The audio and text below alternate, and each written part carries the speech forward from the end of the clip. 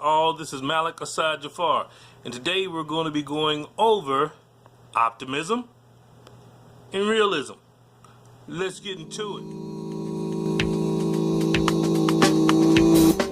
I'm the best, so do not test the top of my profession, the master of my chosen field, of that there is no question.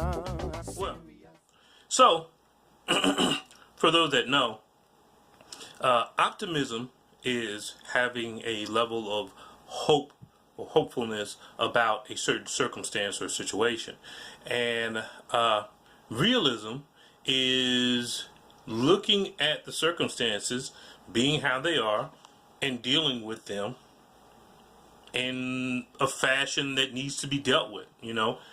A lot of times, and the reason why I wanted to bring this up is because I have run into people who, if you want to know, me personally, I consider myself to be an optimistic realist or realistic optimist. And I say that because there's a lot of people, when you start dealing with them, they will take one side of the coin or the other. And I'm here to say that situations are multifaceted. And so because of that, it's not healthy to take one side or the other. When you look at the definition of these two words, it almost behooves a person to look at the circumstances as to how they might be, brass facts, and be optimistic about the outcomes and then make something happen.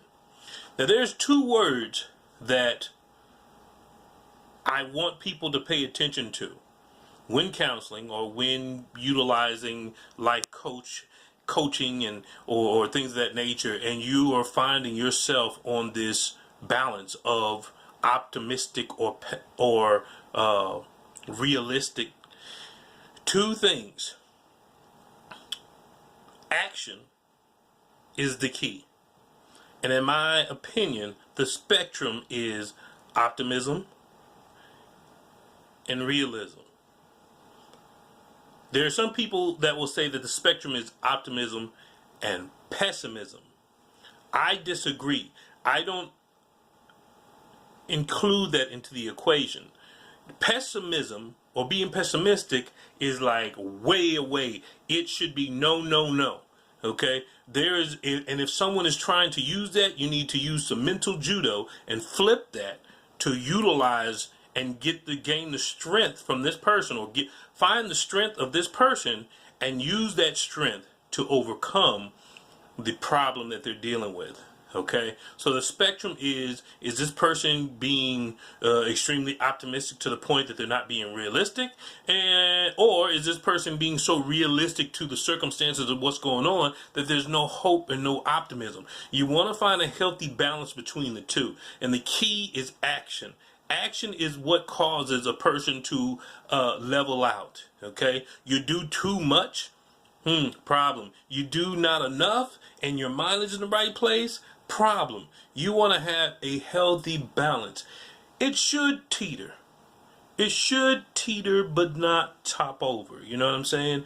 And usually when a person is pessimistic, or as I talked about before, learned hopelessness or learned helplessness, a person will reduce their actions that are necessary to get the outcomes that they actually want.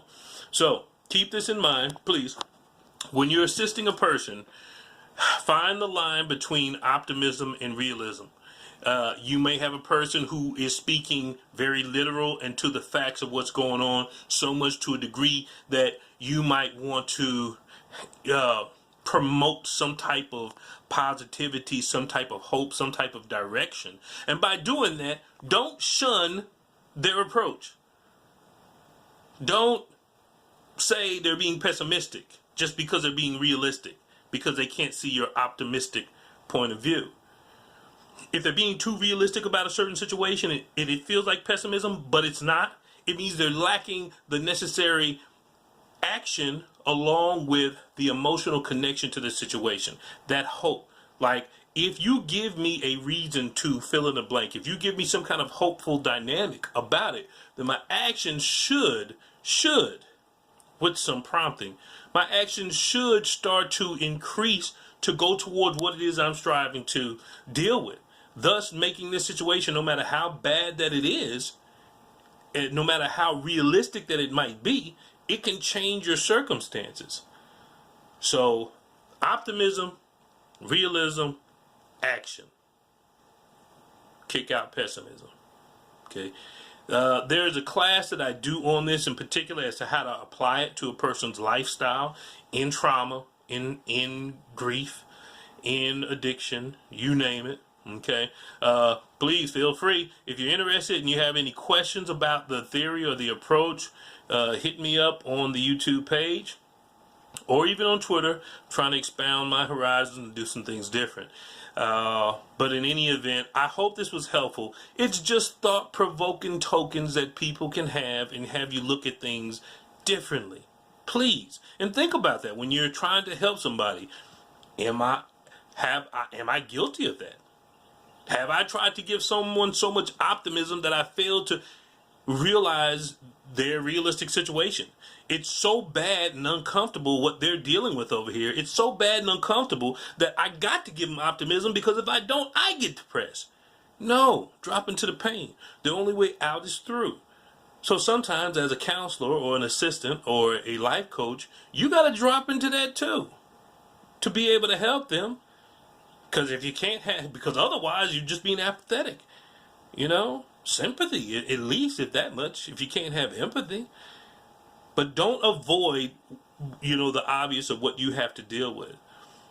Drop into that pain, deal with it, but, of course, incorporate the optimism with the realistic situation. Someone is too optimistic and not progressive with actions.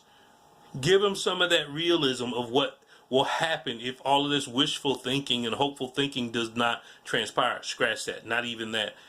Give them some direction as to how much better things might be with specific actions towards their realistic situation that they're trying to work themselves out of.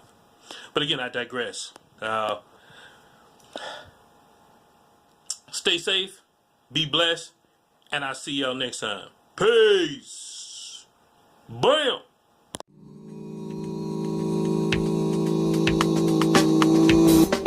I'm the best, so do not test the top of my profession, the master of my chosen field, of that there is no question.